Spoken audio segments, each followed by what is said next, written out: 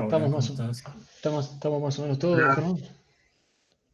Sí, somos 34, hay más anotados en el campus, pero bueno, son los que, más o menos el número que siempre se conectan, así que si te Bueno, parece, dale, arranquemos. arrancamos. Antes de arrancar, eh, pregunto si pudieron ver algo de lo que hicimos la clase pasada, si hay alguna duda. Eh, ¿Pudieron implementar algo en MATLAB? ¿Cómo les resultó?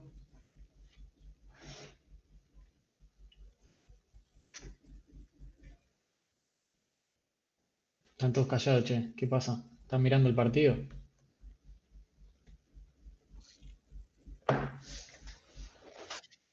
Bien.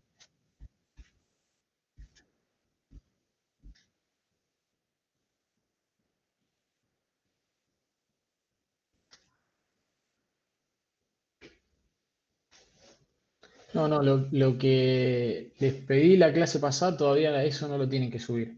Lo que van a subir es lo que damos a partir de hoy.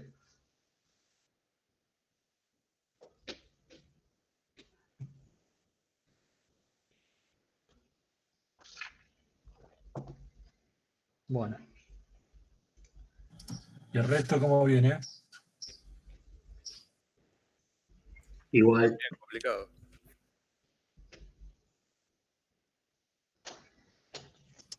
Bueno, la recomendación de siempre, pónganse porque después se empiezan a acumular temas y las implementaciones tienen su dificultad, así que no lo traten de no dejarlo, agarren las cosas con tiempo. Aprovechen para hacer consultas si algo no sale y demás. Después se acumula y después más complicado todo. sí, es tal cual como dice Germán. Por eso la idea es ir dando de a poquito, así no les lleva mucho tiempo. Si se ponen, no sé, media hora, una hora, ya pueden hacerlo. Si la parte principal del algoritmo es como que es copiar y pegar la que les di en clases, es solamente intentar, hasta ahora era solamente intentar postprocesar los resultados y interpretarlo un poco. Hoy lo que vamos a hacer es eh, repasar un poquito el camino que hicimos hasta acá y vamos a seguir con la parte de solución numérica. ¿Eh? La clase pasada yo más o menos fui siguiendo todo lo que vieron con Germán en las clases de teoría. El camino, digamos, que hacemos en esta materia es pasar de un sistema real existente o si en ese caso, en el caso que el mecanismo no exista y se está diseñando desde cero, bueno, de partir de una síntesis del mecanismo, una primera iteración, una primera propuesta de lo que va a ser el mecanismo y a partir de eso hacer un sistema físico idealizado para poder estudiarlo. Eh, ¿Cómo pasamos de este primer paso hasta acá? Dijimos, bueno, más que nada con algunas técnicas y experiencia propia de haber hecho varias veces lo mismo, uno va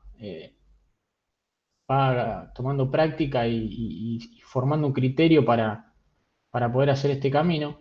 Pero una vez que usted tiene un sistema físico idealizado, acotado, ya es más fácil, eh, me refiero más fácil, porque existen metodologías sistemáticas que permiten del sistema físico pasar a un modelo matemático y después ese modelo matemático resolverlo para analizar los resultados.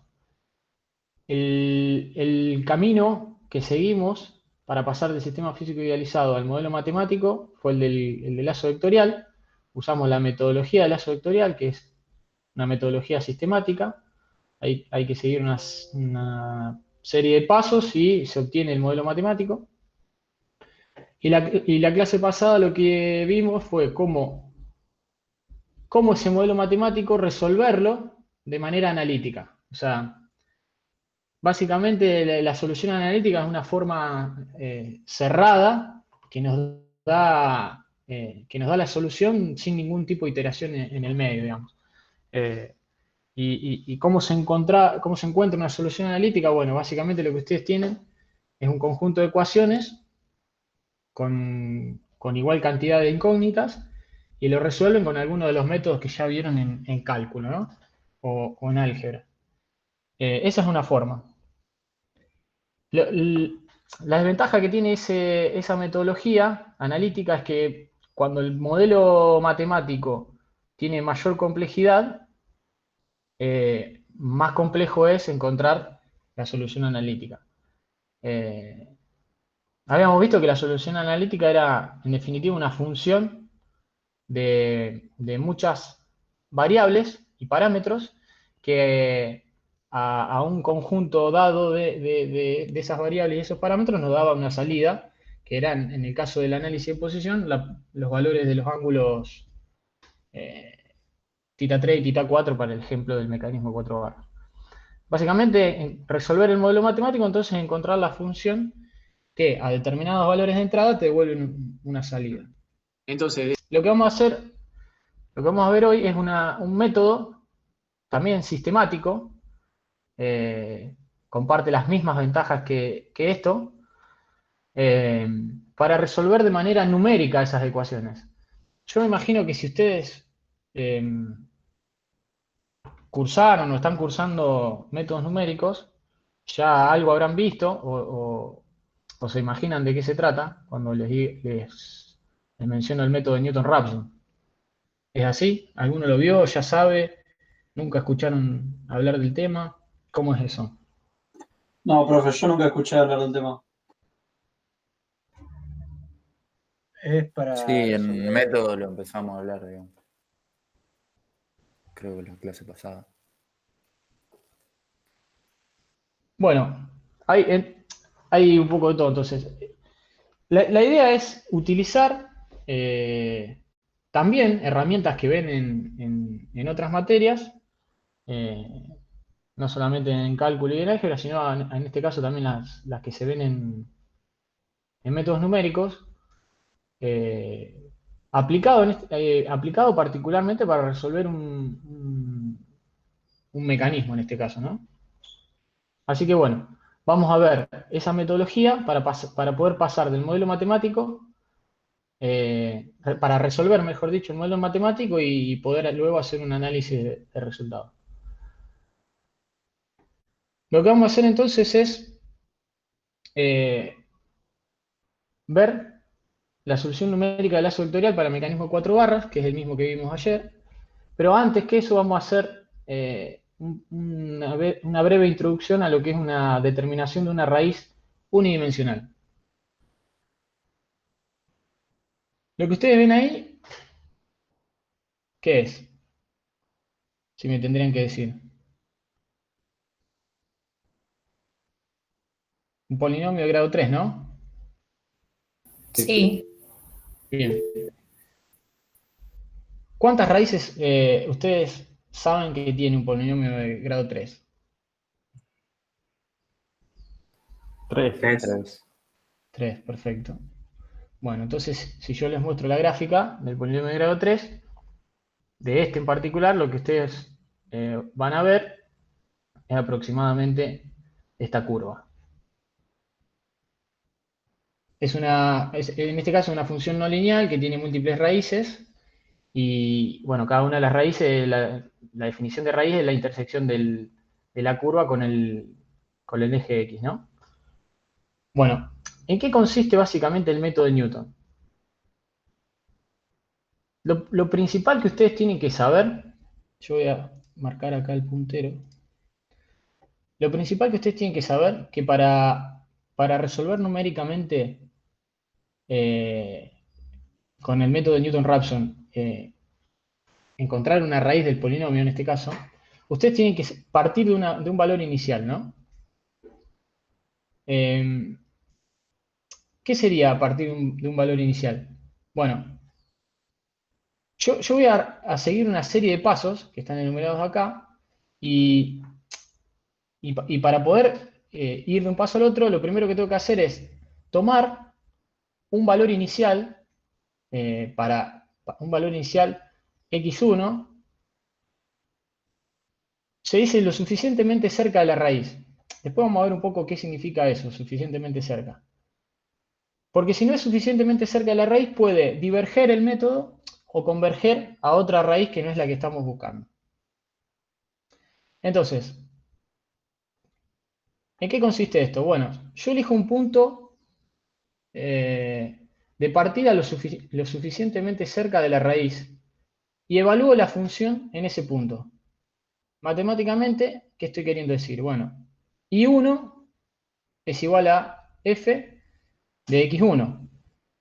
Básicamente es reemplazar, en este caso 1,8 en este polinomio, ¿no? Y eso me va a dar el punto I1. Luego, ¿qué vamos a hacer? Luego vamos a comparar si este valor de I1 es menor o igual a una tolerancia. ¿Qué significa una tolerancia? Bueno, como ustedes saben, esto es un método numérico, entonces lo que yo voy a encontrar es una aproximación de la raíz y voy a ir iterando hasta que me acerque lo suficientemente, hasta que yo pueda decir, bueno, estoy muy cerquita de la raíz y me quedo con ese valor, ¿no? Entonces, la raíz dijimos que es, cuando, por definición, cuando la curva corta al eje de las x, o lo que es lo mismo, cuando el valor en y es igual a 0, ¿no? Entonces yo digo, bueno, mi tolerancia va a ser un valor muy cerca de 0, por ejemplo, 0,001, ¿no? Un valor bien chiquito. Entonces digo, si I1 es menor a 0, menor o igual, ¿no? A 0,001, entonces me detengo. Si no, sigo. En este caso vamos a suponer que no, así que vamos a seguir. Lo que debo hacer a continuación es calcular la pendiente de la recta tangente a la curva en dicho punto, ¿no? ¿Cómo calculo la pendiente de la recta tangente a la curva en este punto? Bueno, tengo que derivar el polinomio y evaluar su derivada en dicho punto. Matemáticamente hablando es esto, ¿no? F' en x1. Eso me da la pendiente de la recta. Y luego, lo que voy a buscar es dónde esa recta tangente corta al eje de las x. ¿Cómo matemáticamente hago eso? Bueno,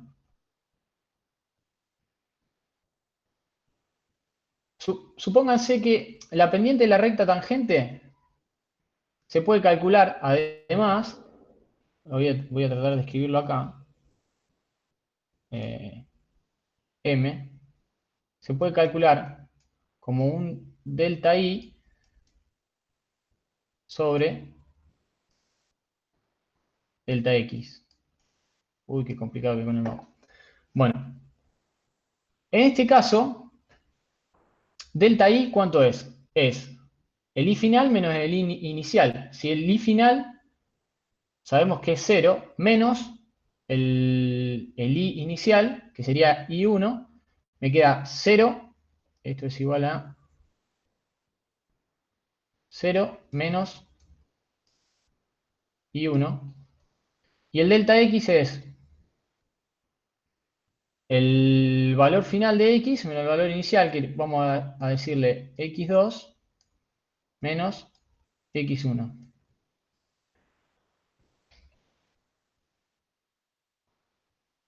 Entonces, podemos calcular la pendiente de la recta a través de la derivada del polinomio, pero también de esta forma, ¿no?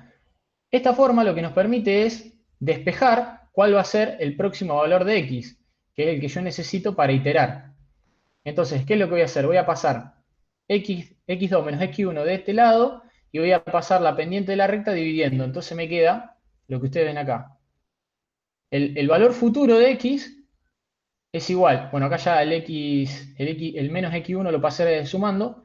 El valor futuro de x me queda igual al valor actual de x menos el y actual sobre la pendiente. ¿Me siguieron hasta ahí? Con eso yo encuentro un valor futuro de x y lo que vuelvo a hacer es evaluar la pendiente, evaluar la función en ese valor futuro. Básicamente vuelvo a evaluar el polinomio en este caso en el valor futuro de x. Y obtengo un valor futuro de y. Gráficamente, si ustedes me siguen, nosotros partimos de acá. Evaluamos la función en ese punto, vinimos acá. Calculamos la pendiente de la recta tangente en este punto y a través de ella encontramos una intersección con el eje de las x. O sea, de acá nos vinimos hasta acá. Volvimos a evaluar la función en el punto x2 y nos vinimos hasta acá. ¿Qué se supone que tengo que hacer ahora? Bueno, lo mismo que hicimos acá, ¿no? Vuelven a este punto. Evalúan la función en ese punto y comparan con la tolerancia.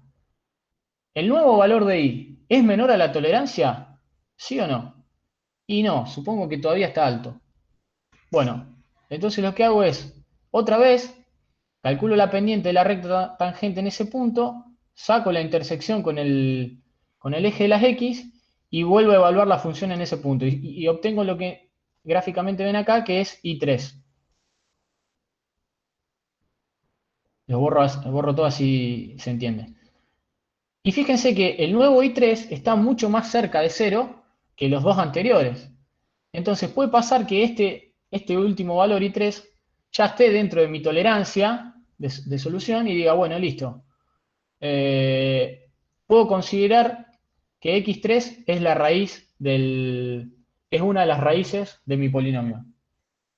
¿Se entiende? ¿Me siguieron? ¿Cuál es la idea de esto? El algoritmo que yo quiero programar. ¿Todos los entendieron? Los chicos que nunca vieron métodos numéricos. ¿Me siguieron? Sí, sí. Yo tengo una duda, profesor, con esto. Sí. No entiendo, o sea, no sé si me estoy adelantando, pero no entiendo la suposición, cómo la elegimos. Y no entiendo eso de que cuando no elegimos una suposición semejante, digamos, suficiente cercana, es como que diverge el resultado después. Sí. Mirá, te voy a mostrar otro caso. Justamente Sí. para lo que vos preguntás. Yo Bueno. acá tomé una suposición inicial, por ejemplo, de x1 igual a 1,8, ¿no? Para este caso. ¿Y a dónde convergió el método de Newton, o este método iterativo? A la raíz en este caso que, no sé, supónganse que es Sí, menos 1, algo debe ser. por ahí, menos 1, algo, 9, por ahí. Yo puedo plantear lo siguiente. Ahora mi suposición, fíjense, de x1 igual a 1,8, me voy a x1 igual a 2,5. Entonces yo parto de acá.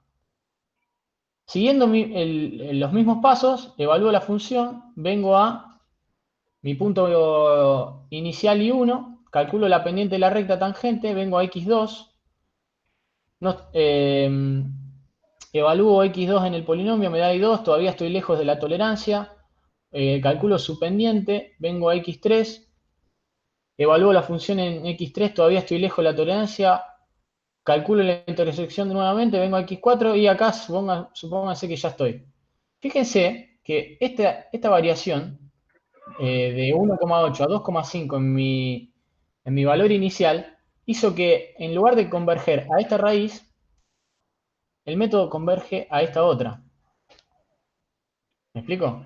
Sí. Entonces, depende a qué raíz yo estoy queriendo llegar, que ya vamos a ver más adelante cómo podemos saber eso. Hay que tener en cuenta que si no partimos de un valor inicial lo suficientemente cerca, el método puede o converger a un valor que no es el deseado o directamente diverger. No sé, supónganse que yo elija un valor acá y esto se me va y cada vez se me va más lejos, más lejos, más lejos, más lejos y nunca converge. Directamente diverge. O me converge a esta otra. Claro. ¿Se entiende? ¿Me explico, digamos? Sí, está bien, y bueno, pero después, o sea, no entiendo cómo sabemos. Bueno, O sea, Después lo Ahora- vamos a ver, porque si Sí. no hay que escribir un programa enorme para saber, bueno, dónde están las raíces. Bueno, acá sabemos que tenemos 3 raíces, pero Sí. ¿cómo hacemos con el resto, digamos? Ujú. Bueno, Como tenemos- ya lo vamos a ver. Un poco ya lo vimos. O sea, ustedes se pueden llegar a imaginar de cuál sería el problema si ustedes no dan adecuadamente los valores iniciales. Algo ya vimos de cuántas formas se pueden armar los mecanismos, digamos, el lazo o la rama abierta, la rama cruzada, digamos. Algo ya pueden intuir con lo que estuvimos viendo, pero vamos a ver que se puede tranquilamente tomar un valor lo suficientemente cerca como para que el método converja. De hecho, es lo que se hace. Bueno, perfecto. Ahora vamos, digamos, eso fue una introducción como para que se entienda más que nada gráficamente cómo es el proceso iterativo, digamos, cuáles son los pasos que vamos siguiendo, haciendo esa analogía gráfica, porque ahora yo lo que quiero hacer es extrapolarlo a raíces multidimensionales, ¿no? O sea, nosotros teníamos un modelo matemático que era un conjunto de 2 ecuaciones con 2 incógnitas, al cual las 2 ecuaciones habíamos igualado a 0, por lo tanto tenemos que encontrar los 2 valores, digamos, los valores de las 2 incógnitas que hacen ese sistema igual a 0. Es un método, una determinación de raíces multidimensionales, pero se puede hacer también. ¿Cómo extrapolamos esto? Bueno, básicamente hay que llevar o hay que tratar de escribir esto que vimos para una variable de manera vectorial.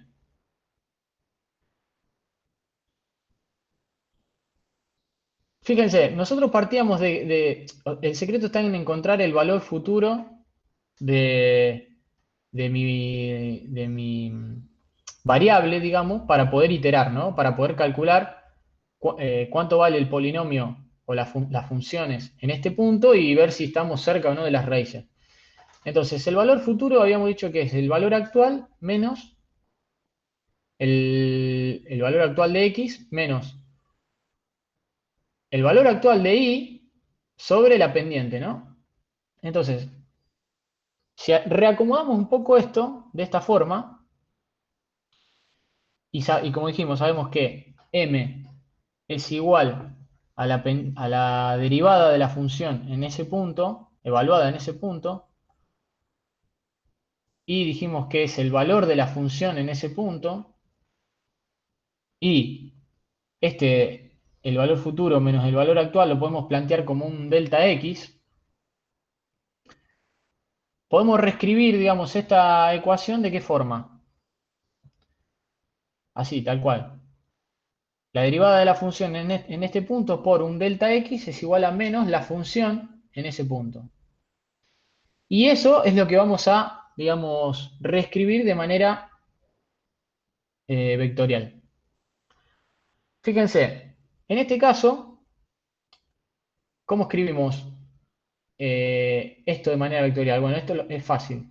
En lugar de tener una única función que evaluar en una única variable, bueno, tenemos muchas funciones, en este caso n, y las tenemos que evaluar en n variables. Entonces esto se convierte en un vector de n componentes, en la cual cada una de estas componentes tiene el valor que toma cada subfunción, permítanme inventarme una palabra, en todas esas incógnitas. Después, ¿cómo llevamos a una forma vectorial o matricial la derivada de la función en ese punto? Bueno, esto ustedes también lo vieron en cálculo, me imagino.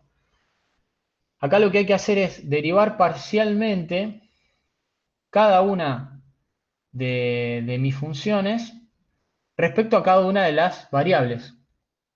Por ejemplo, en la primera fila de mi matriz vamos a tener la derivada de la función 1 respecto primero a la variable x1, luego respecto a la variable x2 y así sucesivamente hasta llegar a la variable xn, derivadas parciales de la función 1 respecto a cada una de las variables. Y hacia abajo, digamos, cada una de estas filas va a ir derivando cada una de estas funciones, las derivadas de la función 2 y así sucesivamente hasta llegar a la derivada de la función n respecto a la variable x1, la variable x2, la variable xn.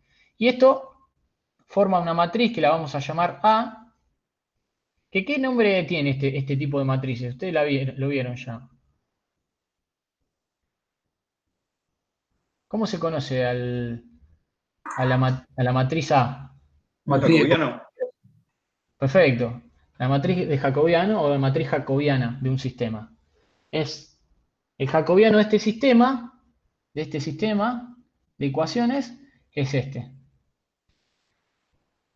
Y por último, lo que vamos a hacer es escribir vectorialmente el vector de los delta x, que lo vamos a llamar x directamente, que va a tener en cada una de sus componentes, va a tener esta diferencia, digamos, esta resta. El valor futuro de cada una de sus variables menos el valor actual. Y así obtenemos el vector completo. Entonces, fíjense esta analogía. La derivada parcial, perdón, la derivada de la función en un punto se reemplaza directamente por la matriz jacobiana del sistema por el vector de los delta, que acá llamamos x, igual a menos, el menos este lo mantenemos, el vector b, que es igual a todas las funciones de mi sistema evaluada en cada una de sus incógnitas. Entonces, el sistema ax igual menos b es el que nos va a permitir a nosotros iterar y aproximarnos al conjunto de variables que hacen cero al conjunto de funciones. ¿Alguna duda hasta acá? Por favor, interrúmpanme, pregúntenme, participen, así también se me hace más fácil a mí.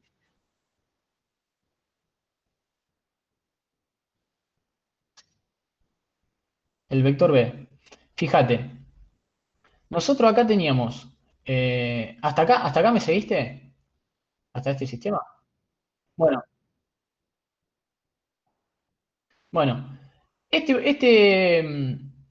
este valor, digamos, I1 acá, que es hazte cuenta que es un vector. Profe, perdón, Sí. no se ve el puntero, no sé, a mí por lo menos no se me ve el puntero. ¿A todos le pasa lo mismo? ¿Ven acá? Ahora sí, el dibujo se ve. Sí, cuando dibujás, sí. ¿Ahora? Sí, ahora se ve. Gracias por avisar. Este valor acá se puede considerar como si fuese un vector de una sola componente. ¿Y a qué es igual? Es igual al valor que toma el polinomio, en este caso ese polinomio de grado 3, en el punto x1. Pero ¿qué pasa? Eso es cuando vos tenés una única función o cuando tu sistema es unidimensional. Ahora, cuando vos tenés un sistema de ecuaciones, como por ejemplo el que vimos en la clase pasada, que eran dos ecuaciones con dos incógnitas, fíjate, voy a seguir un poquito más así directamente, acá lo tengo, mirá. Nosotros habíamos llegado a que estas dos ecuaciones con incógnita tita 3 y tita 4 determinaban, digamos, la posición del mecanismo para todo instante de tiempo, ¿no? Podíamos usar este conjunto de ecuaciones para calcular la posición del mecanismo. Bueno, entonces, vos acá tenés dos funciones, llamémosle, a ver si, ahí está, mirá. Dos funciones, una f1 y la otra f2, a la cual yo le quiero encontrar raíces, fíjate. Yo lo que hago es, por un lado, me olvido de este igual a 0, me convierto estas dos ecuaciones en funciones en realidad, y lo que voy a hacer es, a través del método de Newton, es encontrarle las raíces, o sea, igualar estas funciones a 0. Entonces, el vector B lo que tiene es el valor que toma la función 1 para un determinado tita 3 y tita 4, y el valor que toma la función 2 para un determinado tita 3 y tita 4.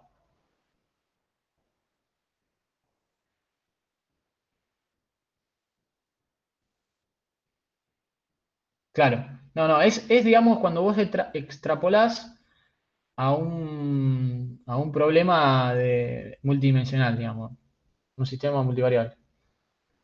Esperen que voy a dejar de compartir un cachito porque se me tildó el PowerPoint.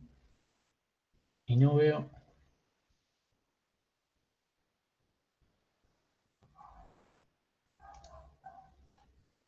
Ah, se tildó mal. Ahí vuelvo, vamos.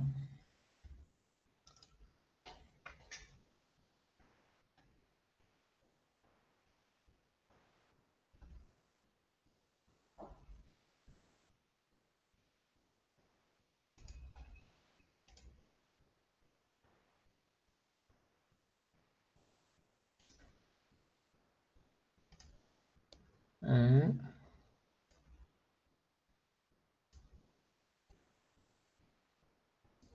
Ahí volvimos. ¿Les volvió a ustedes? Sí, profe, Sí, sí. está transmitiendo. Sí. Bueno, entonces habíamos dicho, convertimos, digamos, estas dos ecuaciones en dos funciones y armamos el vector B directamente con lo que tenemos, digamos, en el primer miembro de la ecuación, ¿no? Tanto para F1 como para F2. Esto es el vector B. El vector error vendría a ser en este caso el delta tita 3, el delta tita 4 y el jacobiano, fíjense, va a tener 4, es una matriz 2×2, siempre una matriz cuadrada, que va a tener, en este caso, primero la derivada de la función 1, fíjense, esta acá, respecto a la variable tita 3, que ¿cuánto es?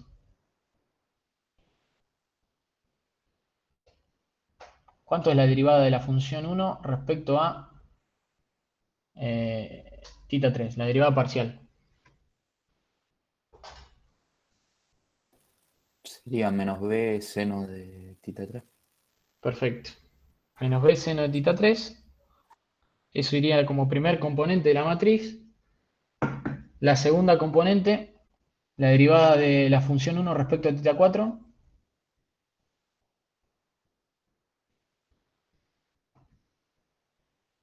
La derivada de la primera función respecto a tita 4.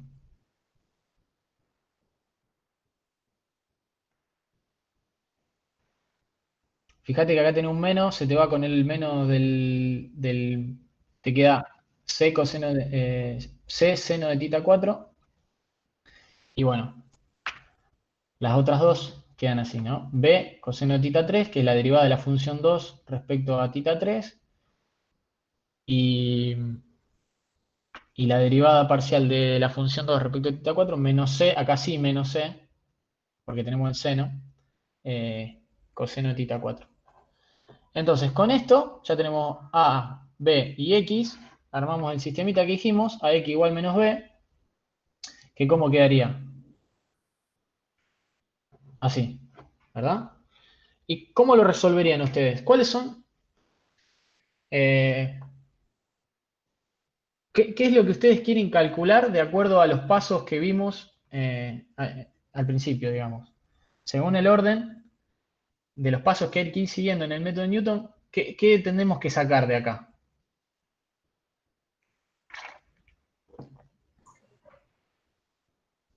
¿Alguien se anima a repasar cada uno de los pasos que dijimos? ¿Cómo cambian los ángulos? ¿Qué sería cómo cambian los ángulos? El vector X, digamos.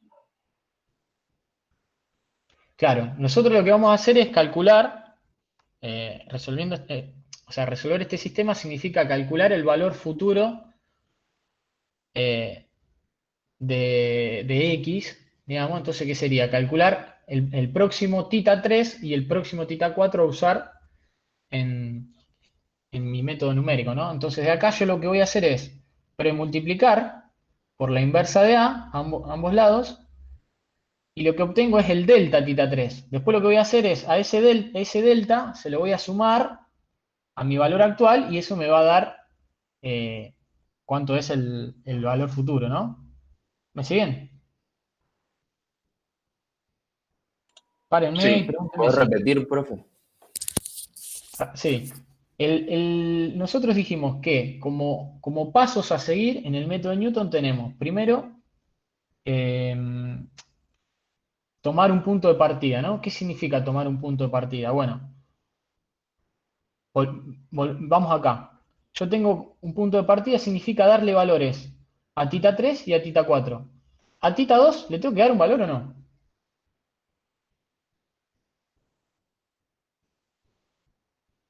No, es la No era el entrada. valor No. fijo, ¿Cómo? que si no era el valor que ya conocíamos. Perfecto, es la entrada, por lo Esa tanto, entrada, eso no me por lo salía. tanto le tengo que dar un valor, pero es el tita 2 en este caso era la variable independiente, la entrada, y es arbitrario, o sea, si lo fijo yo digo, bueno, mi mecanismo para una variable de entrada angular de tita 2 igual a, qué sé yo, 45 grados, ¿cuánto valen el resto de los ángulos? Bueno, entonces este valor tita 2 yo lo fijo, o lo determino, lo propongo. Y después tengo que decir, bueno, tita 3 puede estar entre, no sé, por decir ahora, 100 grados y tita 4, no sé, 120. Entonces yo estimo o doy un punto de partida. ¿Qué hago? Calculo cuánto vale la función 1 y la función 2 con esos valores. Comparo si estos dos números están cerca de cero, si la norma de ese vector está o es menor a mi tolerancia. Probablemente no, salvo que tenga mucha buena suerte o eh, un semicírculo en los ojos.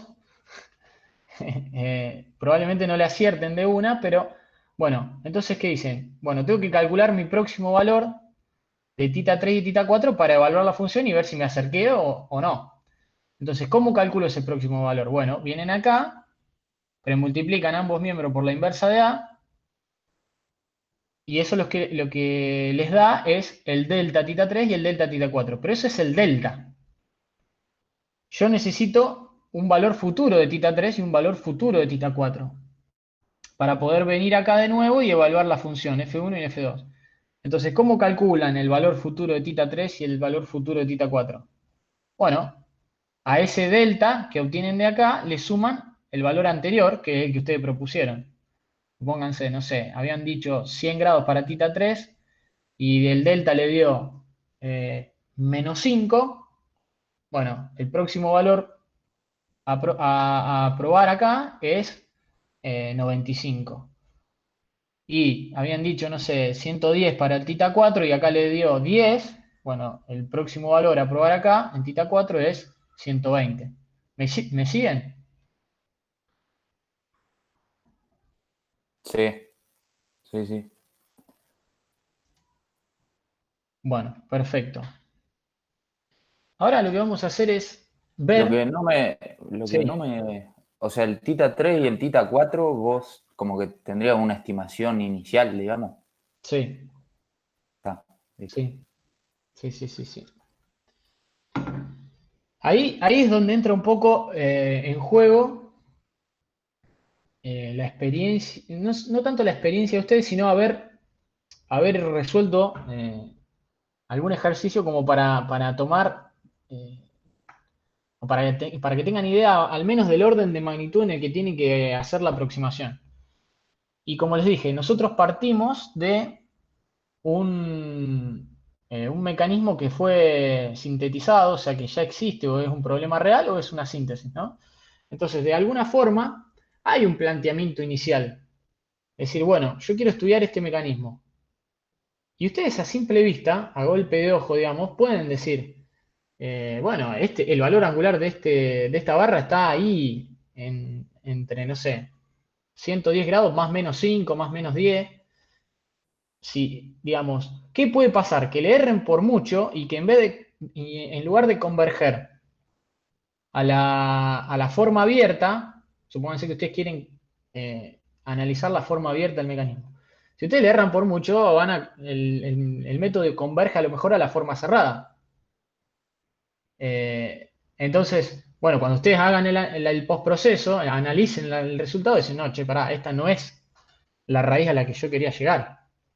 Pero, por suerte, digamos, o afortunadamente, en mecánica y en estos problemas que representan sistemas físicos reales, para que ustedes se queden tranquilos, todos los problemas tienen solución, o sea, convergen. Cuando les da que no converge, es porque hay algo mal, algo que físicamente no se puede representar, digamos, o hay algún error en el planteo. O sea, converger, si el problema representa un sistema físico real, converge, porque el sistema físico existe y tiene solución. Entonces, eso es como que lo tendrían que descartar. Y luego, las dos posibles soluciones que estamos teniendo acá para este tipo de problema es uno la configuración abierta y la otra la configuración cruzada. Y afortunadamente cambian mucho los ángulos de θ 3 y de θ 4 para una forma o la otra. Entonces, es difícil que ustedes le erren, digamos, en el ángulo inicial para empezar a estimar. ¿Me explico?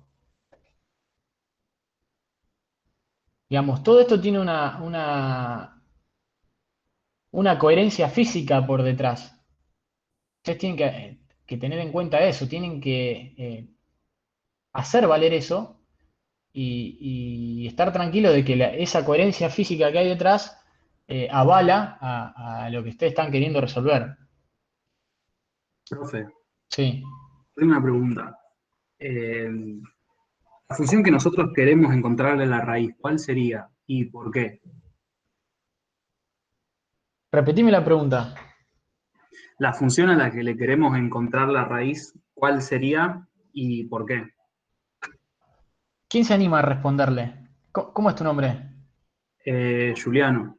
¿Quién se anima a responderle a Juliano? No es una función, es un sistema de ecuaciones y es la raíz no sé.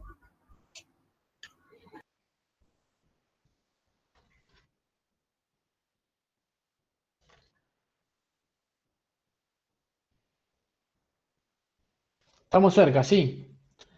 ¿Para qué hacíamos el lazo vectorial? Falta. Él preguntó, ¿para qué, digamos?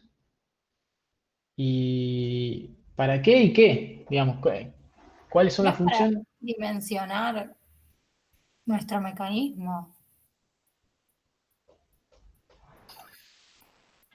Que en realidad modelizarlo. Yo creo que es para hacer una representación matemática del sistema, entonces vos, si te da otra posición de las barras, cualquiera, un θ2 cualquiera, con tu sistema matemático ya te da todas las posiciones de las otras barras, que serían las raíces, creo yo. Yo tuve un problema porque la clase pasada que habíamos visto el mecanismo este que giraba, nosotros podíamos ingresarle todos los ángulos posibles de la variable de entrada, que eran los 360 grados. Sí. Ahora, estoy pensando que si la función esta describe los puntos posibles en los que se puede encontrar el mecanismo, no estoy entendiendo qué significaría la optimización de esta función de la distribución del sistema, digamos.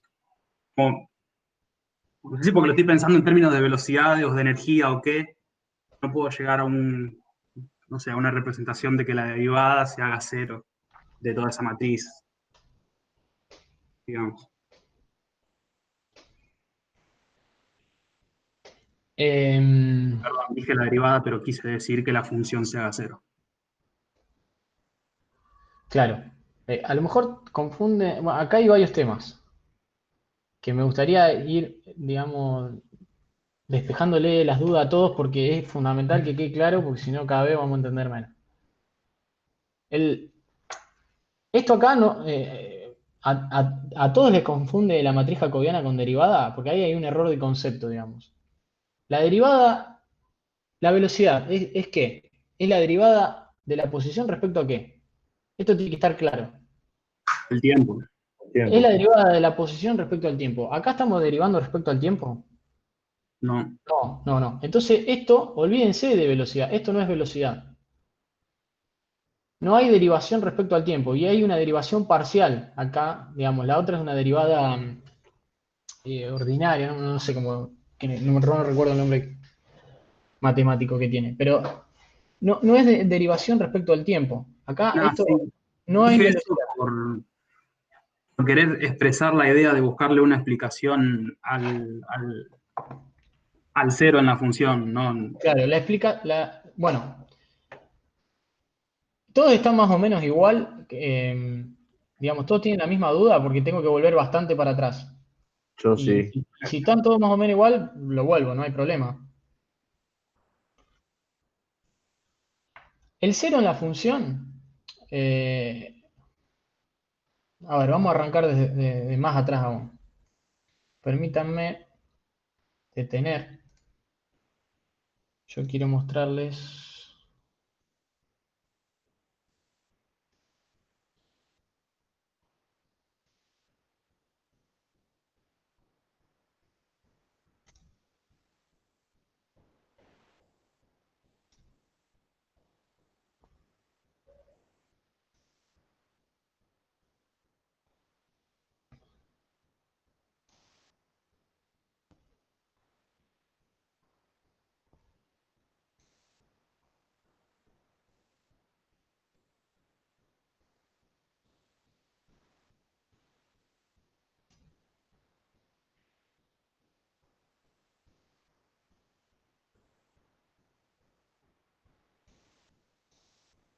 Uf, está difícil acertarle. Ya, ahí está. ¿Ven esto acá?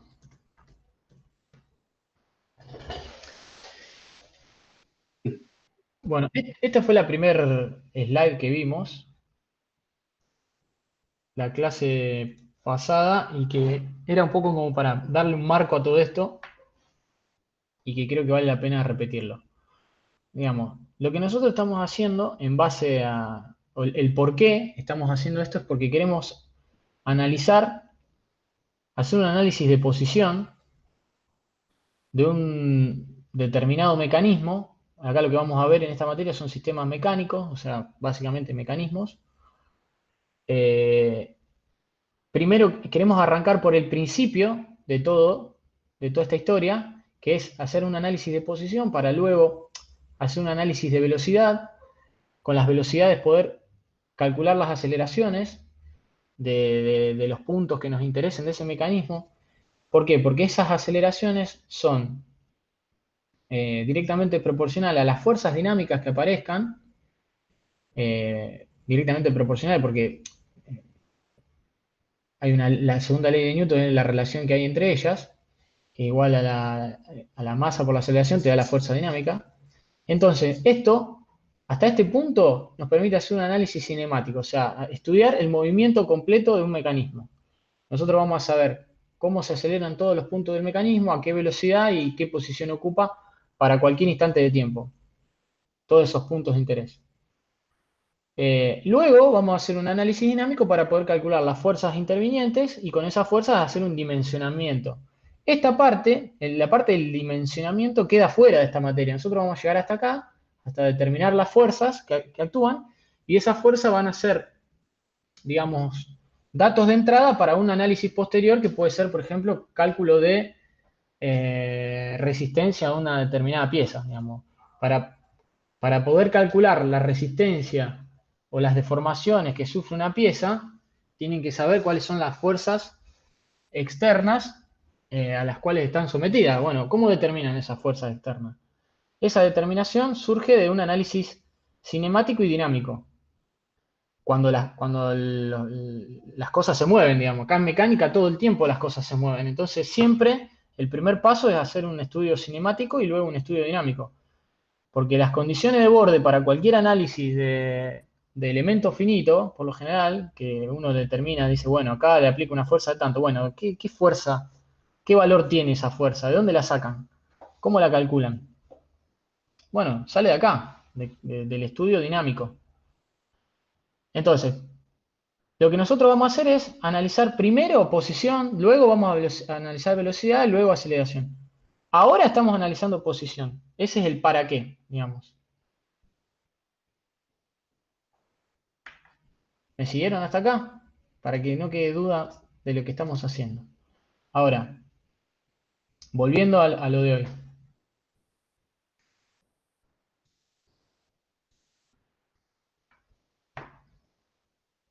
Volvemos un poquito para atrás. Vamos acá.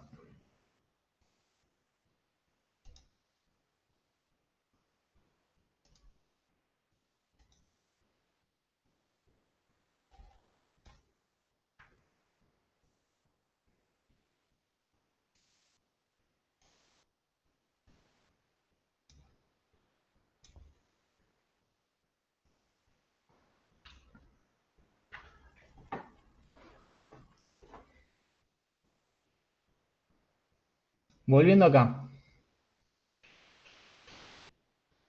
Nosotros habíamos llegado, la clase pasada, a buscando hacer un análisis de posición. Buscando hacer un análisis de posición, habíamos usado una herramienta sistemática que era el lazo vectorial. Ese lazo vectorial nos permitió encontrar, a través de unos ciertos pasos, nos permitió encontrar dos ecuaciones.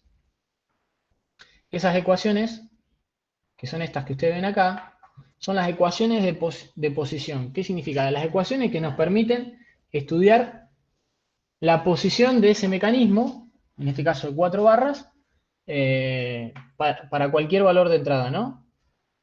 Y para cualquier instante de tiempo, porque todas estas variables, tanto la independiente como las dependientes, son funciones del tiempo en realidad. No son funciones del tiempo. Entonces, para hacer un análisis de posición encontramos las ecuaciones de posición, que son el modelo matemático que nos va a permitir hacer el análisis de posición del sistema físico idealizado, modelo matemático, y ese modelo matemático ahora hay que resolverlo, ¿no? Estamos acá. Volvemos acá. Fíjate que las dos ecuaciones estas están igualadas a 0. Las dos ecuaciones están igualadas a 0. ¿Por qué igualadas a 0? Porque viene de la historia del lazo vectorial que se cierra. Es un lazo que te da como vector el vector nulo. De ahí viene el igual a 0, ¿no? Entonces, lo que nosotros tenemos que encontrar, fíjate, acá te lo dice, son las funciones que dado todas las condiciones geométricas y la entrada, te dice cuánto es θ 3 y θ 4 para cualquier valor de entrada y cualquier instante de tiempo. Eso lo podíamos hacer, paso rápido de nuevo, lo podíamos hacer de una forma analítica, que era resolviendo con una manipulación algebraica de esas dos ecuaciones, encontrar esas funciones directamente, sería encontrar una función de una entrada y una salida, o, paso todo esto rápido que ya lo vimos en la clase pasada,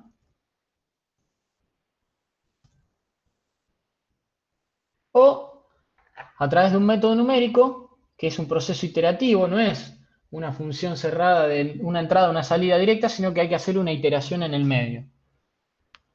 Vos proponés una entrada, iterás hasta que se cumple cierta condición y ahí salís. Digamos, esa es la única diferencia que tiene el método de Newton. ¿Hasta acá estamos?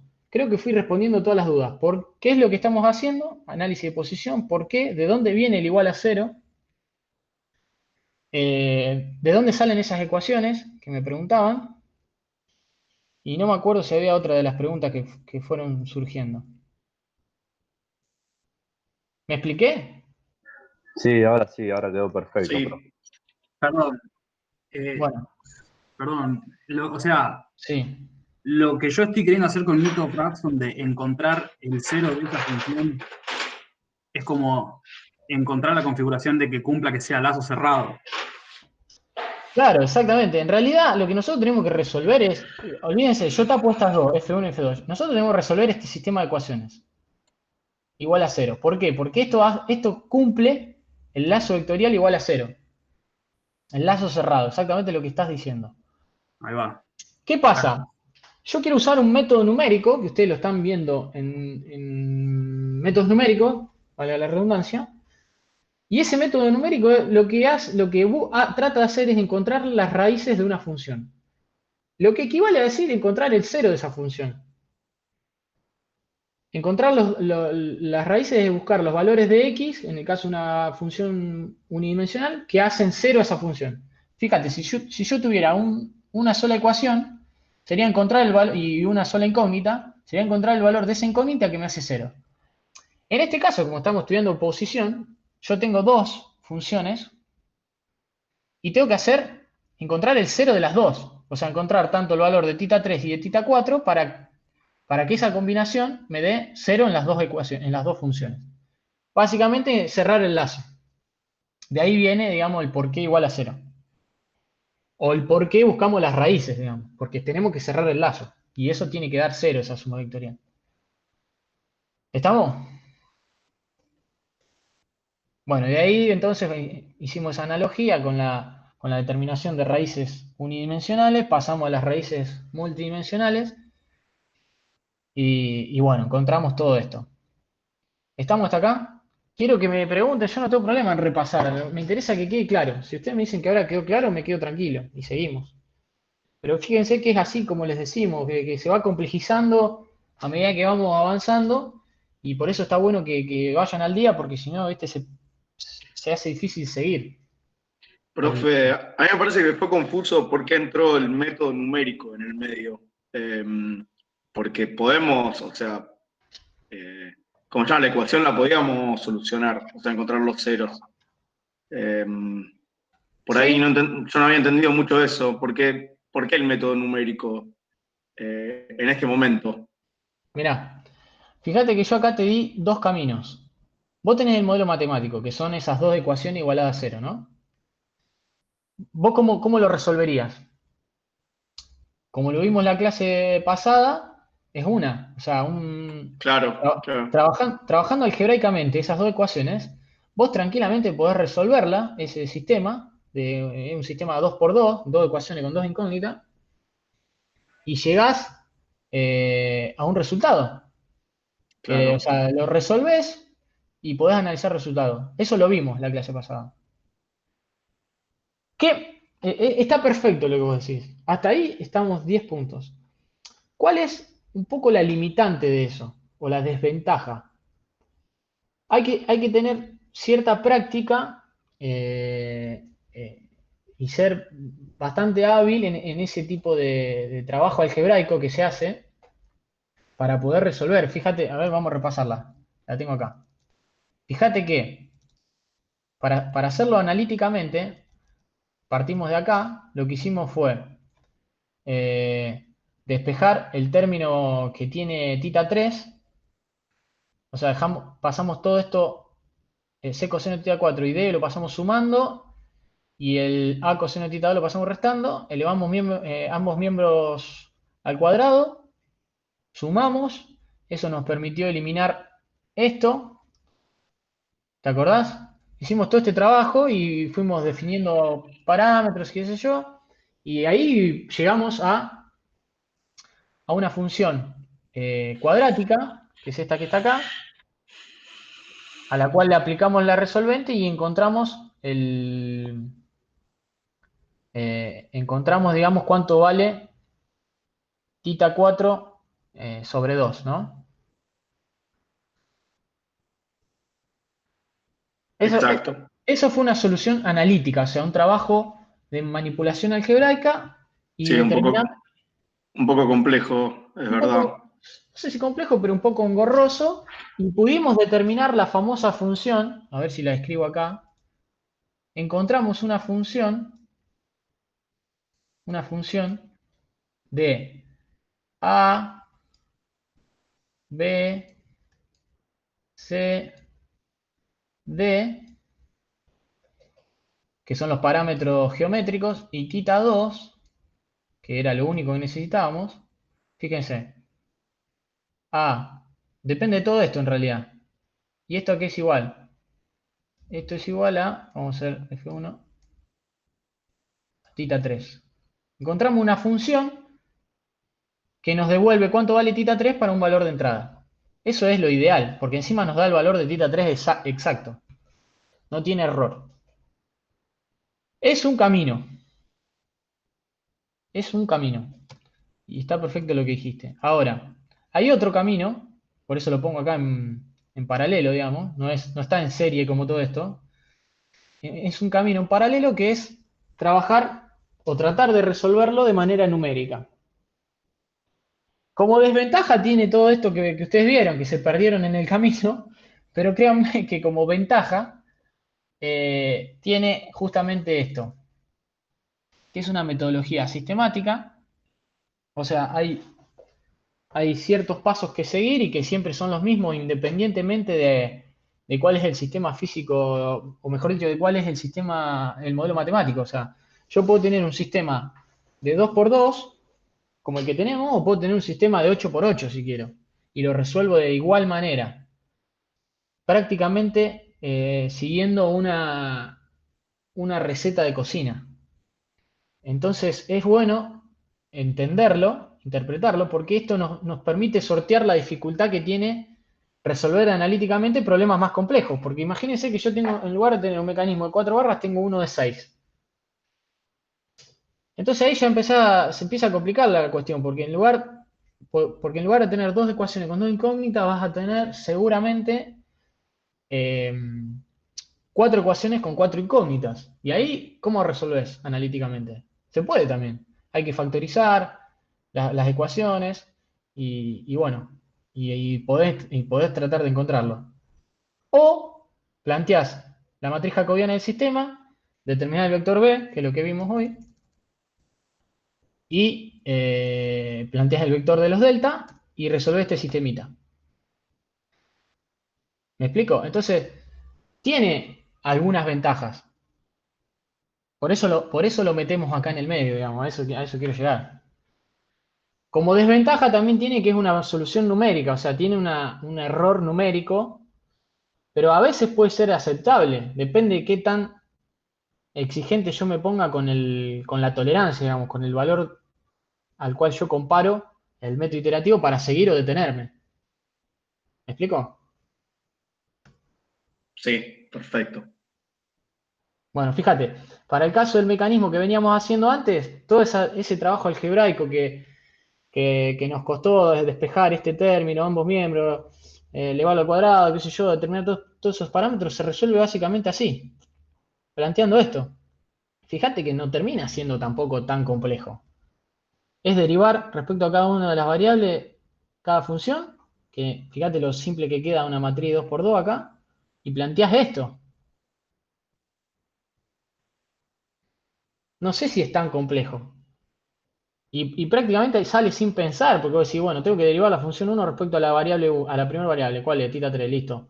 ¿Cuánto te da? Y menos b por seno de tita 3. Derivo la primera función respecto a la segunda variable. ¿Cuál es? Tita 4. Y bueno, te da c seno de tita 4. Y así. Es bastante sistemático. Entonces, lo que quiero que vean ahora es ya cómo aprovecharnos de esa sistematización. Ya se imaginan cómo. Y bueno, si es sistemático, yo lo puedo programar, listo. Lo resuelvo, lo termino de resolver en MATLAB. ¿Me siguen hasta acá? Yo quiero que ustedes se lleven herramientas que les sean útiles después al momento de enfrentarse con sistemas reales complejos, digamos. O no complejos, sistemas reales. Ya que sea un sistema real, van a ver que tiene su complejidad.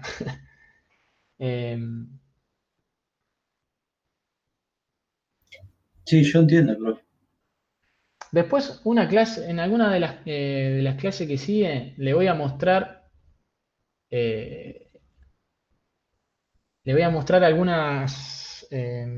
algunos usos que tiene, no exactamente esto, porque hay otras herramientas más avanzadas que ustedes las van a ver en materias posteriores, pero bueno, si no saben lo básico, digamos, es imposible usar una herramienta más sofisticada, más avanzada. Pero cómo con ese tipo de herramientas se resuelven problemas reales. y reales de la vida, de la vida profesional. Yo les puedo traer casos de mi trabajo privado, digamos, que hemos resuelto con MATLAB, y cómo analizamos la cinemática, cómo analizamos la dinámica y cómo después eso se usa como condición de borde para hacer un estudio de durabilidad de las piezas, no solamente calcular resistencia y deformaciones, sino también llegar hasta calcular los ciclos de fatiga, qué vida útil va a tener, digamos, pero para poder llegar a ese punto, digamos, decir, bueno, esta pieza aguanta, no sé, 3 millones de ciclos, tenemos que ser muy precisos con todos los datos, digamos, porque si no la incertidumbre que tiene el cálculo termina siendo más grande que el valor final al que ustedes llegan. Entonces, ¿cómo eliminan incertidumbre? Bueno, con datos de entrada precisos. Si es una biela de un motor de combustión que gira, no sé, de 3.000 de un motor de combustión encima de competición, va desde 2.500 a 3.000 vueltas hasta, no sé, 8.000, 10.000, dependiendo en qué categoría está el motor. Entonces, las velocidades y las aceleraciones que sufre esa pieza, créanme que son muchísimo más grandes. Las fuerzas dinámicas que tiene una biela, de resultado de la pequeña masa que tiene por las grandes desaceleraciones y grandes aceleraciones, son muchísimo mayor a la fuerza propia de la explosión, digamos. Pasa a ser casi insignificante la fuerza de la explosión respecto a la fuerza dinámica. Y después en otros casos a lo mejor las fuerzas dinámicas son insignificantes en relación a la fuerza de la fuerza externa. Pero bueno, eso se determina dependiendo y analizando cada caso en particular. Entonces, bueno, ¿cómo sos preciso con las fuerzas que uno pone como condición de borde en un análisis de medios continuos por elemento finito? Que ustedes, entiendo, ya lo vieron eso. ¿De dónde determina eso? Bueno, haciendo un análisis cinemático, eso se usa como entrada en un análisis de elemento finito, pero de alguna forma lo tienen que determinar. Bueno, esta es una de las maneras, una de las herramientas que tenemos para poder determinarlo. No sé si más o menos les abrí un poco más el panorama y entienden por qué estamos haciendo esto. Sí, sí. Por lo menos a mí sí.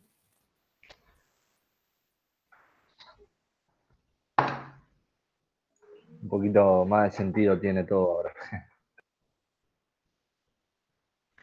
Yo les voy a traer unos videos para que ustedes vean y hasta para que se motiven un poco viendo aplicaciones reales, porque si no, me parece que queda muy en lo teórico, más allá de que hagamos un práctico y esas cosas. Bueno, volviendo a lo nuestro. Entonces, vimos cuál es un poco la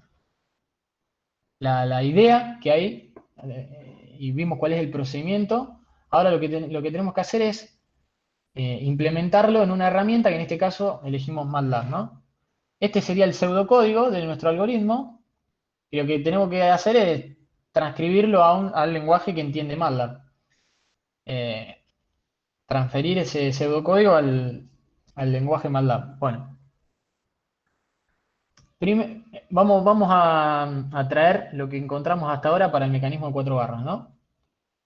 Fíjense, bueno, yo tengo acá el vector B. Para poder calcular mi vector B, o sea, para poder evaluar cada una de estas funciones en un punto, yo tengo que definir primero cuánto valen todos los parámetros geométricos, que eso vienen de la síntesis o del sistema real, y después proponer valores iniciales a las variables dependientes. En este caso, θ3 y θ4. Bueno, yo arbitrariamente acá defino 120 grados y 130 grados. En realidad no tan arbitrariamente, sino que supongo que está suficientemente cerca de la solución real. Entonces, teniendo todo esto como datos iniciales, ya directamente transcribo, transcribo el vector B, ¿no? Esto es simplemente, esto es bastante sencillo y bastante directo. Lo único que aparece acá, que ya lo vimos en la clase pasada también, es una constante a la cual yo multiplico estos valores en grados para convertirlas a radianes. Básicamente, ¿qué hay dentro de esta constante? Bueno, esta regla de 3, que me convierte de grados a radianes. Porque en MATLAB trabajamos con radianes. Bueno, acá Profe, no se te está viendo el puntero de vuelta. Ah, cierto. Gracias por recordar. Bueno, acá convierto entonces la variable que está en grados a radianes, y estos dos no los convierto porque vamos a ver que previamente ya directamente los convierto. Vale, lo vamos a ver ya ahora mismo. Yo lo que voy a hacer es usar internamente, en la parte iterativa de mi algoritmo, una variable, fíjense, θ3, lo escribo con mayúscula acá, el θ3 y el θ4, que difiere del que yo definí acá, que está en grados directamente. Entonces, ¿qué hago? Transcribo el valor angular de mi variable dependiente, lo voy a manejar acá con la mayúscula, y ya está en grados. Y después vamos a ver otra cosita más. Eso lo defino previamente, entonces ya tengo todo como para poder evaluar la función en mi instante inicial. ¿Qué seguiría acá? Fíjense, estamos en el paso 1 hasta ahora. El pseudocódigo que dice, bueno, este es el paso 2. Hay que comparar, ¿no? El valor de B, digamos, si está suficientemente cerca de las raíces o no. Si estamos cerca de 0 o no. Bueno, ¿cómo sería eso en lenguaje MATLAB?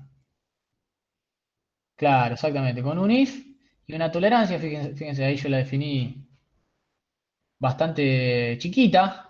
No sé en qué unidad está. Ah, está en milímetros. Bueno, capaz que demasiado chiquita. Y digo, bueno, mi tolerancia es 0,00001. Entonces digo, si la norma de B es menor a esto, a esta tolerancia, ¿qué hago? Si es menor. Das el resultado, como bien. Si es menor, doy el resultado, ¿no? Ahora, yo quiero programar la parte iterativa. Entonces, ¿qué tengo que hacer?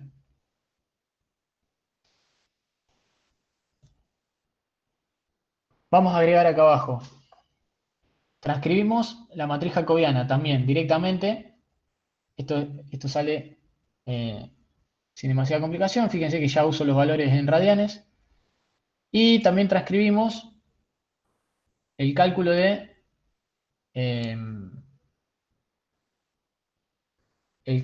los delta. Fíjense.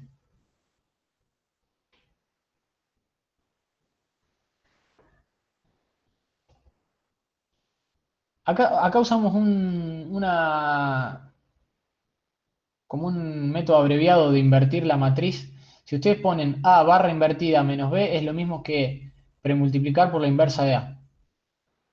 Pueden hacerlo así o pueden escribir inversa de A, inf de A, eso te invierte la matriz, por menos B. Es exactamente lo mismo. Pero lo que estamos haciendo es esto. ¿Y después qué hago? Calculo, como vimos, calculamos el valor futuro de cada tita, que aquí es igual al valor actual, o sea, reescribo mi valor actual sumándole el delta que obtuve resolviendo este sistema. ¿Se entiende? Bueno, entonces, ¿y con eso qué tengo que hacer? Volver, obviamente, a evaluar mi función. Fíjense, habíamos dicho, yo acá pongo que si el if es mayor, perdón, si el if, si el vector, si la norma de mi vector es menor a esto, ya termino, ¿no? Entonces, esto no me termina de servir para iterar, porque no sé bien cuándo salir. Lo que voy a hacer es reemplazar ese if por un while. Entonces, ¿qué hago? Reemplazo el if y digo, mientras esto se mantenga mayor a la tolerancia, itero. Entonces el método iterativo queda completamente en este bucle. Yo vuelvo a evaluar acá abajo y digo, vengo acá, ¿es mayor? Sí, repito. Vuelvo acá, ¿es mayor? Sí, repito. Vuelvo acá, ¿es menor o igual? Sí, listo, termina el bucle. Entonces, esto lo que me permite es iterar infinitamente, digamos. Porque yo no conozco cuántas iteraciones voy a tener que repetir, ¿no? ¿Cuál es el problema de que esto me permite iterar infinitamente? De que si diverge, no terminamos nunca, digamos. Entonces, lo que hay que agregar es un control de, fíjate, un control de iteraciones. Lo que hago es definir, agrego una condición acá en el while, que es que la cantidad de iteraciones sea menor a un valor que determino yo, en este caso le puse 50, y voy sumando ese, y pongo acá un contador al que le sumo 1 cada vez que recorro este bucle.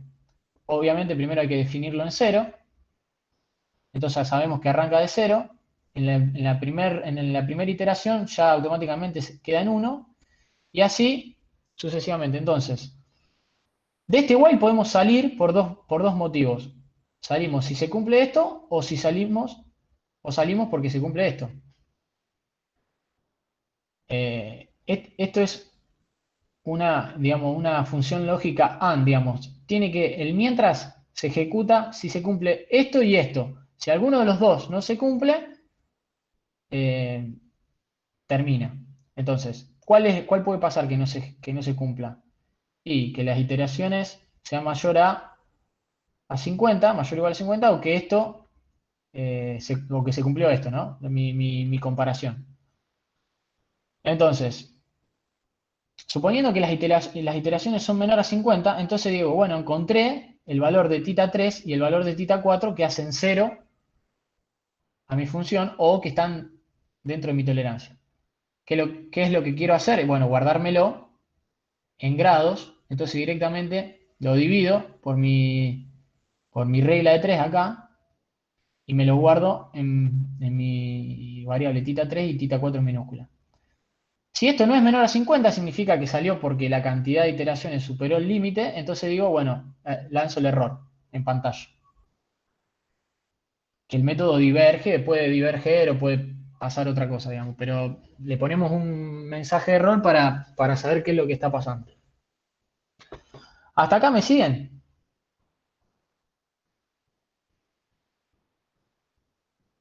Sí. Bueno, ahora lo que vamos a hacer es adaptar esto. Profe, una pregunta. A mí no me quedó claro la norma de B, ¿por qué tiene que ser mayor a 0,0001? Yo lo que quiero hacer acá es un bucle de iteración que se repita una cantidad de veces hasta que se cumpla algo. Bueno, ¿cuáles son las condiciones que yo chequeo para repetir el bucle, digamos? Una es esta y la otra es esta. La de la iteración está clara. La otra es decir, bueno, yo puse una tolerancia. Si la norma de B es menor a mi tolerancia, digamos, como que tengo que dejar de repetir el bucle. Porque ya supuestamente estoy cerca de la raíz. O al menos de la tolerancia que yo planteé. Entonces, si esto es menor,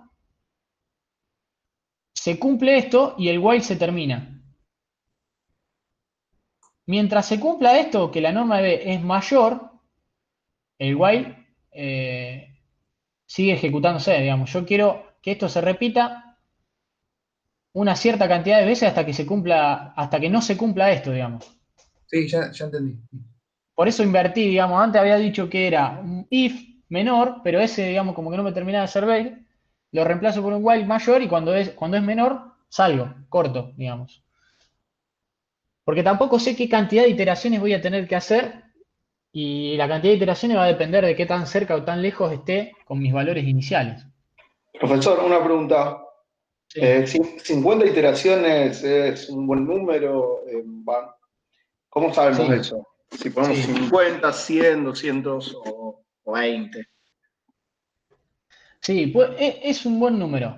Pueden que en algunos casos, si tienen una convergencia un poco lenta por algunas singularidades que a veces pueden aparecer, que eso ustedes también lo vieron en álgebra, dependiendo de cómo quedan estas matrices y demás, hay veces que la convergencia se hace un poco más lenta, entonces hacen falta un poco más de iteraciones, pero ustedes se van a ir dando cuenta, porque, a ver, yo lo primero que hago cuando me lanza este mecanismo de error y le pongo el doble acá, y si me vuelve a diverger, bueno, ahí sí, me parece que eso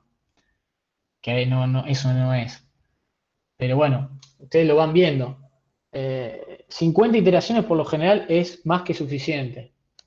Es más que suficiente. Pero bueno, eso depende un poco como les dije, de cómo queda esta matriz. Por ahí esta matriz queda rozando la posibilidad de ser invertida y eso hace que todo sea eh, más difícil. ¿Cómo pueden saber si esta matriz es invertible o no?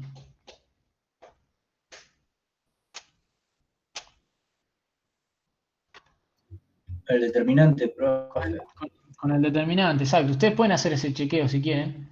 Calculan el determinante de la matriz y ven qué tan invertible es. Y bueno, de acuerdo a eso pueden elegir un valor de cantidad de iteraciones.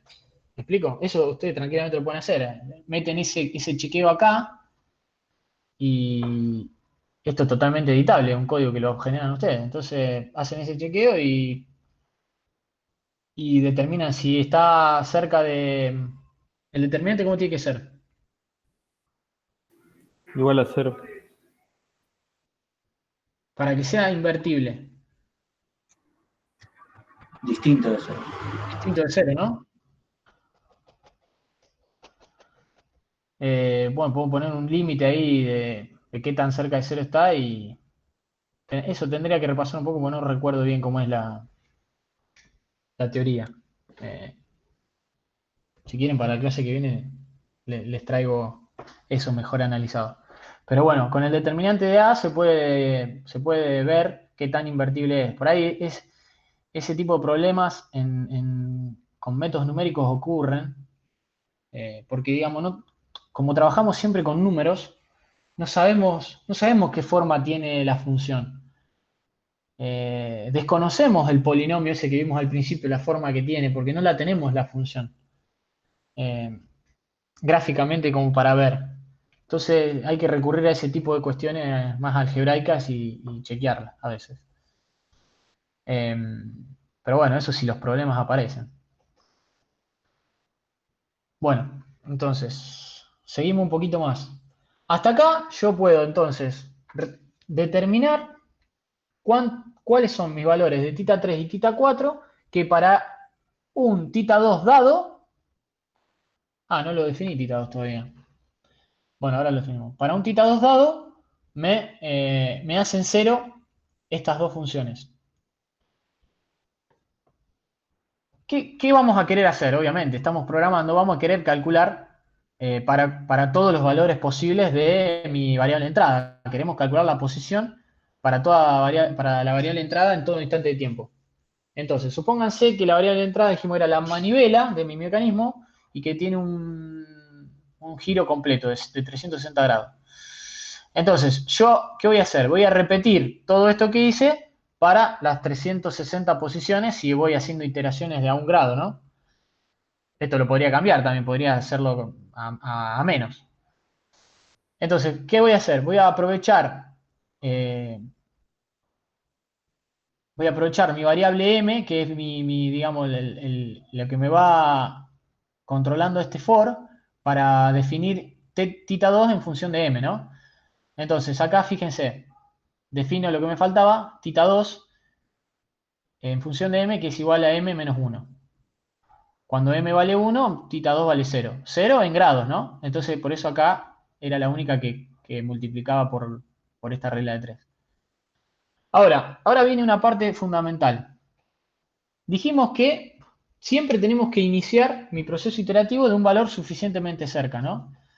Entonces, para mi primera iteración, para la que yo comienzo, o sea, cuando yo arranco a calcular, ¿qué valores de tita 3 y tita 4 voy a tomar? Y los que definí acá, perfecto. Tita 3 y tita 4 de m, que cuando m vale 1, fíjense, vale 120 y 130. Ahora, ¿es correcto siempre partir de este valor inicial? Ustedes piensen que a medida que se mueve la entrada, también se mueve la salida, digamos, de este modelo matemático, que son justamente, se mueve tita 3 y se mueve tita 4. Entonces, no siempre es correcto, o mejor dicho, no es correcto siempre partir de estos valores iniciales, porque puede pasar que, llegado a determinado ángulo de tita 2, empiece a converger, como quedé lejos, empieza a converger a la otra solución, a la forma cruzada. O directamente puede pasar que, llegado a cierto valor de tita 2, diverja. Pero diverja porque estoy demasiado lejos de mi condición inicial. Entonces, una forma de evitar eso, decir, bueno, arranco siempre cerquita, es aprovechar de que yo convergí a mi posición anterior, digamos. Si yo resolví esto, y bueno, ¿para qué voy a partir siempre de esto si yo ahora tengo mi valor actual de tita 3 y tita 4? Entonces digo, bueno, estos valores los uso cuando m es 1, pero ya después en la segunda iteración, cuando m no es 1, digamos, acá hago un if, si m es igual a 1, uso estos dos. Pero si no, en vez de usar tita 3 de m, voy a usar tita 3 de m menos 1, que básicamente, ¿cuál es? Y estos acá, que me guardé. Que me guardé en mi iteración anterior. Entonces siempre voy a partir de mis valores angulares que determiné para un valor de entrada 1 grado anterior. ¿Me explico? Es como que voy moviendo los ángulos iniciales para iterar. ¿Me siguen? ¿Alguna duda? Sí, cómo no. ¿Recordás que vos para aplicar el método Newton tenés que partir de una suposición inicial? O sea, vos tenés que evaluar la función para un valor x dado, inicial. ¿Te acordás de eso? Y que dependiendo de ese valor inicial podías converger a una solución, o sea, a una raíz o a otra. Bueno, entonces yo lo que hago es decir, bueno, yo acá planteo condiciones iniciales para, por ejemplo, tita 2 igual a 0. Pero si yo quiero calcular las posiciones para todo, digamos, para un recorrido de tita 2 desde 0 hasta 360, o sea, muevo tita 2, no es que lo dejo siempre en 0, y entonces tengo que mover esto también, porque mis valores angulares tita 3 y tita 4 se mueven con la variable de entrada.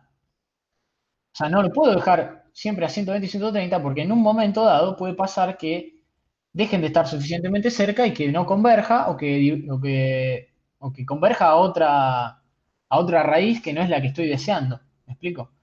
Entonces, ¿cómo hago para ir moviendo el punto inicial? Ah, y otra cuestión que tiene esto. Al vos, estando más cerca de las raíces, la cantidad de iteraciones que tenés que hacer es mucho menor. Entonces, como que tiene doble sentido de ir actualizando los valores de tita 3 y tita 4 que usás para iterar. Porque no es lo mismo arrancar de un valor angular que está muy lejos a arrancar de un valor angular que está ahí bien cerquita. Es como que haces 2 o 3 iteraciones y ya lo encontraste. ¿Me explico? Entonces, bueno, para m igual a 1, que equivale a tita 2 igual 0, yo uso los que propongo acá como ángulos iniciales. Y resuelvo iterativamente con el método Newton-Raphson y encuentro cuánto vale el tita 3 y el tita 4 para m igual a 1. Entonces llego acá y digo, bueno, vuelvo a arrancar acá el for. M igual 2. Cuando m vale 2, fíjense, yo entro acá a este if. Eh, m vale 2, ¿no? Entonces acá tengo que venir. Bueno, si m vale 2, ¿qué tita 3 y tita 4 uso? ¿Estos mismos? No, voy a usar los tita 3 y tita 4 que encontré acá abajo, que van a estar más cerca, digamos. Y así sucesivamente. Cuando m valga 35, voy a usar el tita 3 y el tita 4 para el valor angular de tita 2, que equivalía a 34 grados. ¿Me explico? Sí, de esa forma me aseguro siempre estar lo suficientemente cerca de las raíces para que converja primero a la raíz que estoy buscando y que converja rápido, además.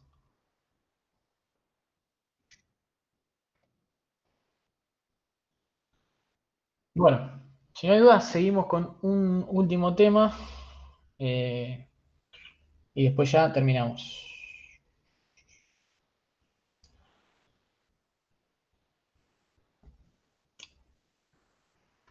Acá lo que les quiero mostrar es, digamos, una vez que ustedes resuelven, o sea, una vez que ustedes resolvieron esto, ¿qué van a tener como resultado, digamos? ¿Cuál es el resultado de esto?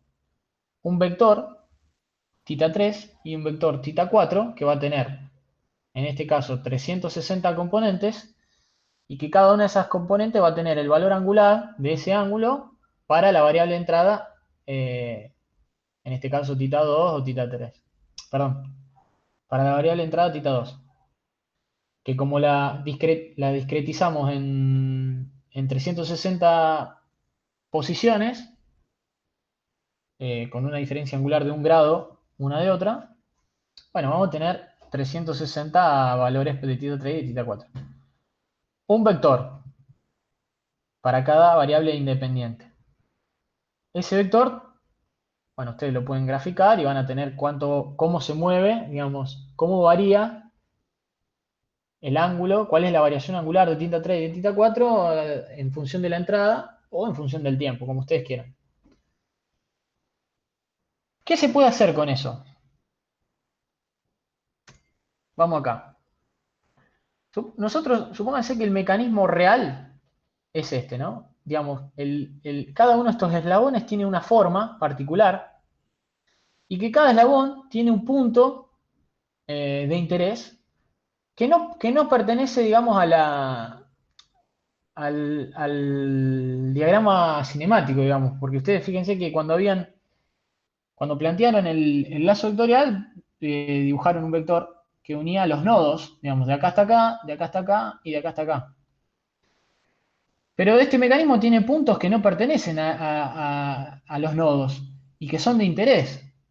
Entonces, ¿cómo determino yo la posición de un punto de interés que no pertenece a los nodos, que no están los nodos? Bueno, una vez que está resuelto esto, es muy fácil, es muy sencillo de calcularlo, ¿no? Vamos a arrancar, por ejemplo, con la posición del punto S, que está en la manivela. Esta sale rápido porque yo defino un vector RSO2 o RS directamente, cuyo módulo es S y su desviación angular respecto a la posición angular de la manivela es delta 2. ¿Qué significa? Que este vector siempre está desfasado del vector R2 un ángulo delta 2. Para cualquier valor angular de tita 2, o sea, siempre la diferencia va a ser más delta 2. ¿Me siguen? Entonces, ¿cómo calculo yo la posición del punto S para cualquier instante de tiempo, para cualquier valor de entrada? Bueno, volvemos un poco a lo que usamos en el método de lazo vectorial. RSO2 o RS, como les dije, lo pueden escribir en forma polar compleja, como el módulo S por J a la A. En este caso es una sumatoria de dos ángulos, uno es tita 2, que es variable en función del tiempo, y el otro un ángulo fijo, delta 2. Y si usan la identidad de Euler, lo pueden escribir como S por coseno de tita 2 más delta 2, más J seno de tita 2 más delta 2. Ahí ya encontraron, digamos, la componente en X y en Y de ese vector, ¿no? Ahora lo que vamos a hacer es determinar la posición, por ejemplo, del punto P. ¿Hasta acá me siguieron?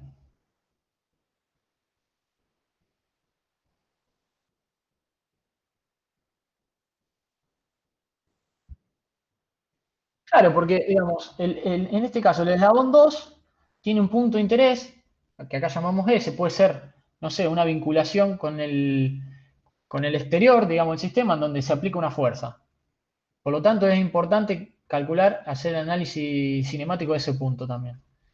Y bueno, ese sale fácil porque como el eslabón 2 es el de la entrada, siempre está desfasado un ángulo delta 2 respecto a este, respecto a θ 2, y de la posición se puede calcular de esta forma. Vamos al punto P, que tiene un movimiento complejo este eslabón.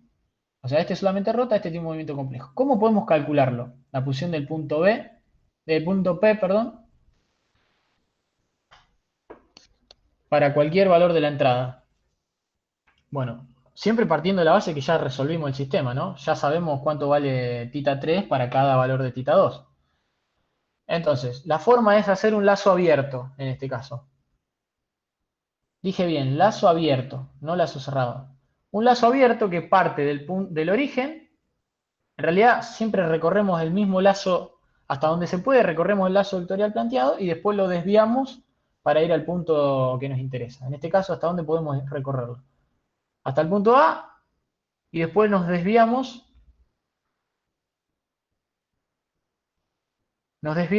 para llegar al punto de interés. Y ahí nos quedamos. Entonces, ¿cómo escribimos ese lazo abierto? Aquí es igual, básicamente,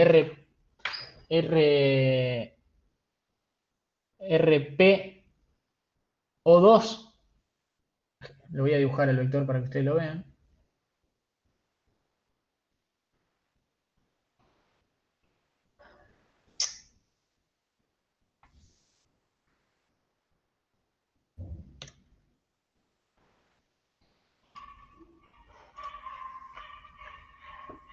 La posición del punto P desde este sistema global sería este vector, ¿no? Me salió medio torcido, pero ustedes me entienden.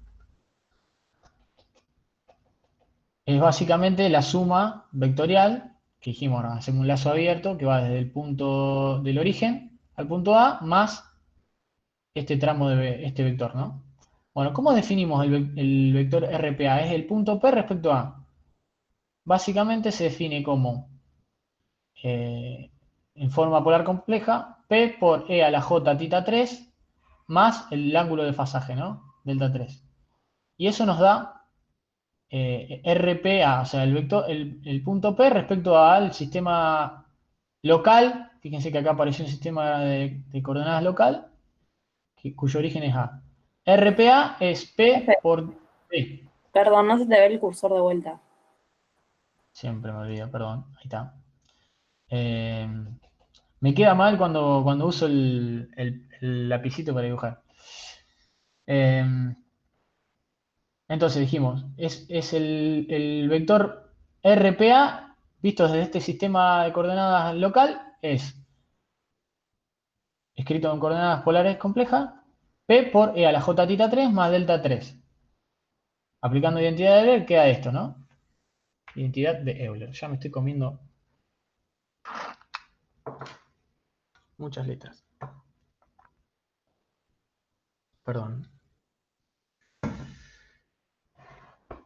Bueno, ahora ¿qué vamos a hacer? Vamos a llevar este vector desde este sistema local al global. ¿Cómo?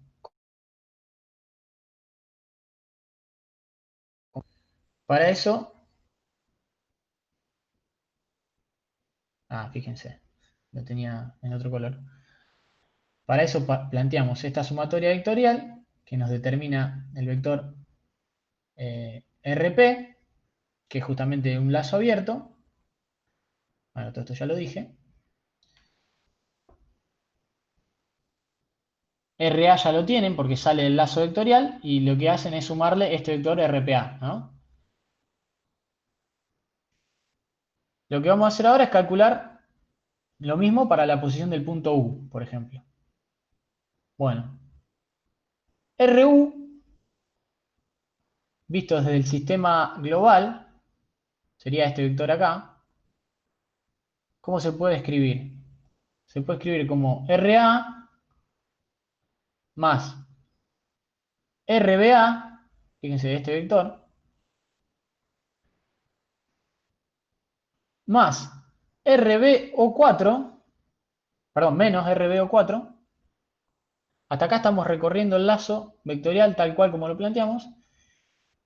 Y acá suman el RUO4. Otra vez, tienen un lazo abierto que nos lleva hasta este punto de interés. Hasta acá prácticamente, hasta acá, mejor dicho, tienen todos los datos porque sale del lazo vectorial. Lo único que tenemos que definir entonces es cuánto vale RUO4. ¿Y cómo lo calculamos RU4? Bueno, RU4 sale, si pusiéramos un sistema de referencia local acá, en O4, es igual a el módulo del vector U por, el módulo U por E a la J, y acá hacemos la sumatoria angular de θ4, que es variable en función de la entrada y del tiempo, más delta 4, que es un valor constante. Y aplicando identidad de Euler nos queda por componentes así, de esta forma. Entonces, traigo de nuevo acá el lazo vectorial cerrado, el que habíamos hecho, para que ustedes lo recuerden. Fíjense, la primera parte esta del lazo es lo que escribimos acá, o sea que hasta acá suman exactamente lo mismo que en el lazo, y reemplazan este RO4 por RUO4.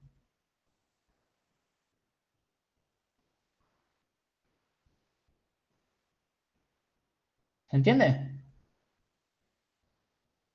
Entonces, de esta manera ustedes pueden calcular la posición de cualquier punto en un mecanismo, ya sea si ese punto pertenece, en este caso de un mecanismo 4 barras, ya sea si ese punto pertenece a la manivela, a la biela o al balancín. Y en los tres casos lo que hacen es definir un vector, o mejor dicho, un lazo abierto. Mientras se puede seguir el lazo vectorial, lo siguen y, digamos, y después lo desvían hasta llegar al punto de interés. Fíjense, en este caso siguen el lazo vectorial hasta el punto RA, o sea, hasta acá, y reemplazan RBA por RPA y van al punto P. O en este caso, para calcular la posición del punto U, siguen el lazo hasta el punto B, mejor dicho, hasta el punto 4, y después en vez de cerrar el lazo hasta acá, se desvían y vienen hasta el punto U. Acá siempre se planteó un delta positivo, digamos, pero puede estar de este lado, y en ese caso, en vez de sumarlo, lo restan, digamos. Pero de esa forma ustedes pueden calcular la posición de cualquier punto de un mecanismo de 4 barras, o extrapolar esto para la cantidad de eslabones que tengan. ¿Se entendió esto hasta acá?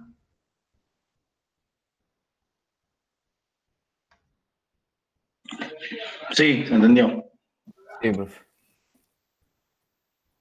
Bueno, acuérdense, para poder hacer esto, para poder calcular la posición de un punto que no pertenece a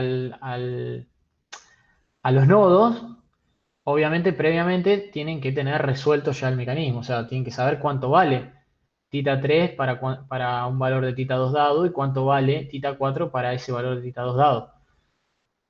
O sea, primero resuelven el mecanismo y después se fijan cuál es la posición de un punto externo.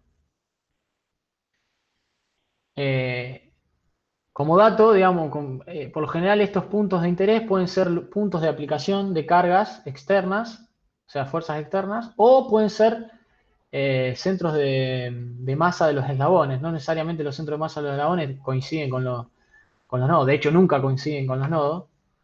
Entonces, para después hacer el análisis dinámico, uno tiene que tener en cuenta la posición del centro de masa, y bueno, para eso hay que calcularla, y van a usar esto que vemos acá. Bueno, hasta acá vamos a dar hoy, a ver qué sigue. Estaba esto. Bueno, para terminar hoy, lo último. Este es un mecanismo de 4 barras levemente modificado al que venimos dando, que es que era de manivela, biela, balancín. En este caso tenemos manivela, biela, corredera. En este caso corredera descentrada, pero puede también estar centrada con el punto de rotación de la manivela. ¿Qué mecanismo es este? ¿A dónde se aplica?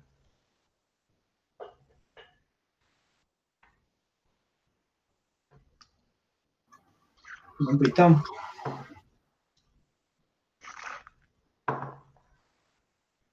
Un motor. ¿Están ahí todavía? ¿O ya se murieron todos? Por ejemplo, Una locomotora podría ser. podría ser una locomotora, sí. Es el mecanismo de un Bien. motor de combustión, es el mecanismo de un compresor de aire a pistones, es el mecanismo de los motores, digamos. Extraño los mecánicos. Bueno, ¿qué quiero mostrarles hoy? ¿Cómo cambia el lazo vectorial? O cómo una técnica para cambiar el lazo vectorial y fácilmente encontrar el modelo matemático cuando te cambia el sistema físico idealizado. En este caso, tenemos una corredera en lugar de todos puntas de pasador. Bueno, vamos a plantear el lazo vectorial entonces para resolver la posición de este tipo de mecanismo. ¿Cómo lo harían ustedes? Vamos, rápido, que ya nos queremos ir. ¿Cómo lo harían?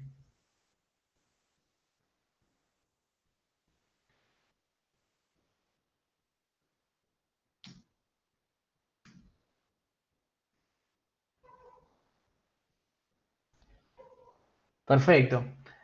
Perfecto lo que dijiste. Fíjate, R2, bueno, en este caso R3 está al revés, sería R2 menos R3. Y fíjate que para cerrar el lazo yo ya podría irme desde acá con este vector RS. Yo digo R2 menos R3 menos RS igual 0. Y listo, ahí cerré el lazo, ¿no?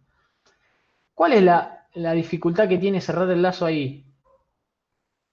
Que RS tiene dos, digamos, variables dependientes. ¿Cuáles son? Una es su módulo, cambia el módulo de RS y cambia el ángulo de RS a medida que se mueve θ2. Entonces, una forma simple de simplificar un poco este lazo, o de dividir un poco las incógnitas, es lo que dijiste vos, de plantear R2 menos R3 menos R4 y menos R1, ¿no? Ahí está el lazo. Fíjense que acá tenemos R2 varía en la entrada, varía con la entrada, con el θ2. R3 cambia su posición angular, pero no su módulo, es la manivela. R4, ¿qué le pasa a R4? Cambia la posición, pero no su módulo. No, también cambia el módulo. R4 es este, fíjense, y esto tiene un desplazamiento en X. Claro. R4, visto desde un sistema global, siempre se mantiene constante, digamos. Se puede desplazar, pero si vos lo ves al R4 de un sistema de referencia global, tiene siempre el mismo módulo y siempre el mismo valor angular. θ4 igual a 90 grados. O sea, este es un vector constante. Y acá tenemos el R1 ¿qué cambia en R1? Su módulo, ¿no? El ángulo es siempre 0 grados, en este caso, y lo que cambia es el módulo del vector. Entonces, aplicando lazo vectorial y reemplazando cada vector por su notación polar en número complejo, obtenemos esto. Si luego aplicamos identidad de Euler a cada uno de los términos, obtenemos lo siguiente. Podemos dividir ya parte real, parte imaginaria en componentes en X y en Y. Y acá que tenemos lo que dijimos, θ1 es siempre 0.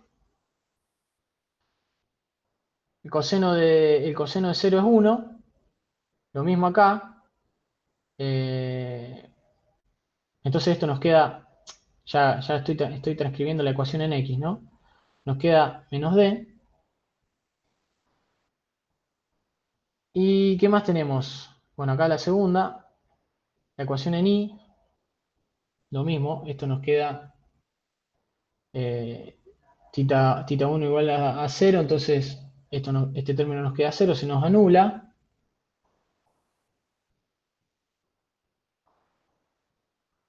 Elimino la J y escribo la ecuación en I, ¿no? Y después, acá, tenemos el modelo matemático, ¿no?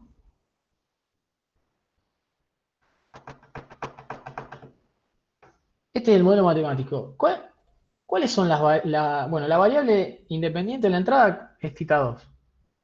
¿Y cuáles son las variables dependientes? Perdón, antes dije dependiente, me parece. La variable independiente es tita 2. ¿Y las variables dependientes cuáles son acá?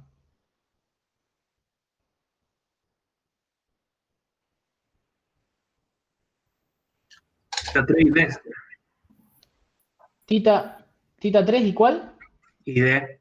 Y D, perfecto. Acá las variables dependientes son tita 3 y D. Esto, en realidad, es un valor constante, que siempre hay que sumarlo en... a ver,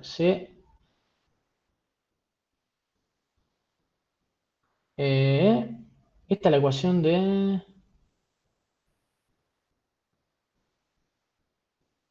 Eso va a ser 0. Esto va a ser 0, tenés razón.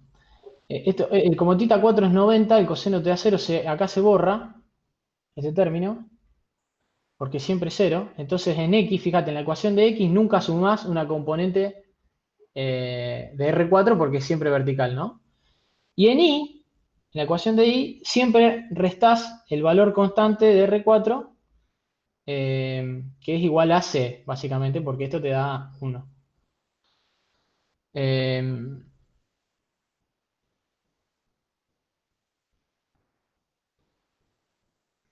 Y acá les dejo, para la tarea que les voy a dejar hoy, cuáles son las soluciones, la solución analítica a este modelo matemático, ¿no? Esta es más fácil, sale directo, porque yo de acá puedo despejar, de la ecuación en Y, puedo despejar el seno de tita 3, simplemente pasando esto al otro lado y esto restando. Profe, Fíjense. Sí. ahí D también seguiría siendo un vector de 360 componentes igual, digamos. Claro, por eso dijimos, ¿cuáles son las variables dependientes? Tita Sí. 3 y D, o sea, vos vas a tener que la distancia esta va a ser en función de la variable entrada. Y el ángulo este va a ser en función de la variable entrada. O sea, si aplican Newton-Raphson, van a derivar en función de tita 3 y en función de D, acá, no en función de tita 4. Porque las variables son otras para este caso. Pero bueno, acá les dejo la solución analítica. Fíjense que sale fácil. Esta sí es mucho más fácil la solución analítica que la solución numérica. De hecho, no tendría sentido a lo mejor resolverlo numéricamente.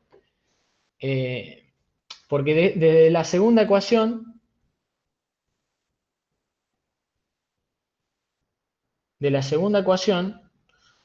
vos podés despejar tita 3. A ver, ¿digo bien? Vamos para atrás.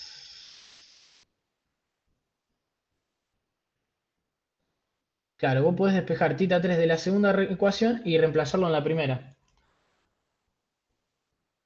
Tita 3 lo sacás así y después en la primera reemplazás y obtenés D.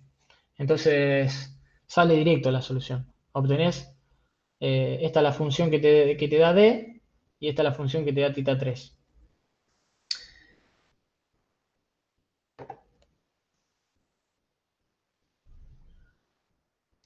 ¿Se entiende hasta acá?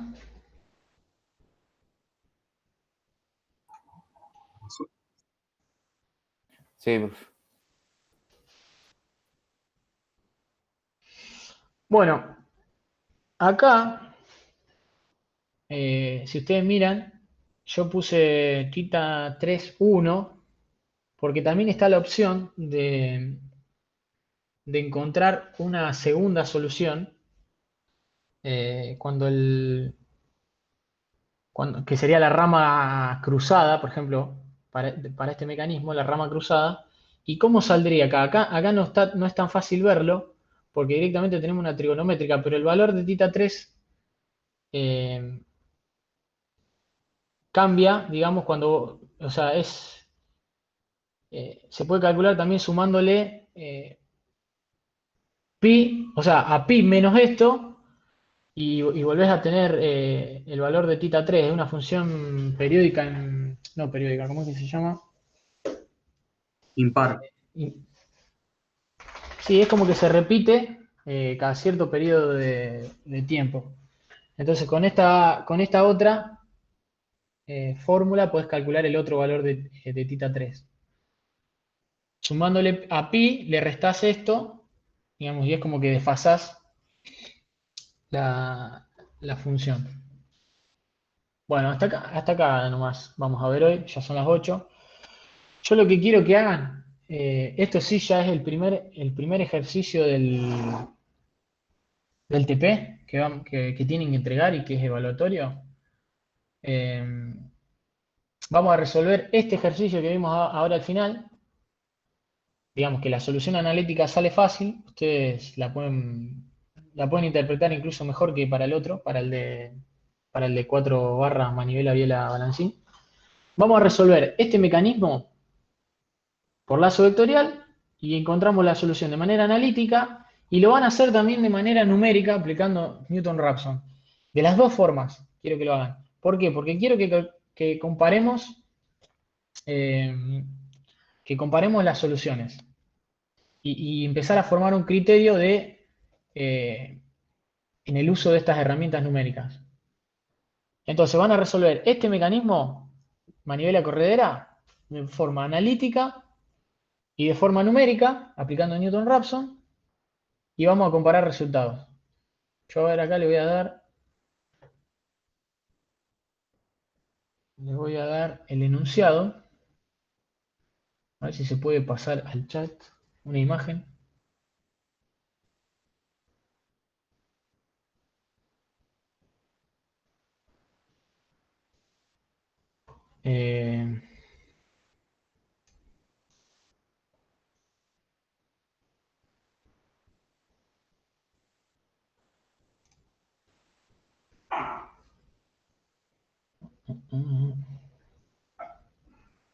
Acá veo que estaban escribiendo en el chat y no le di bola.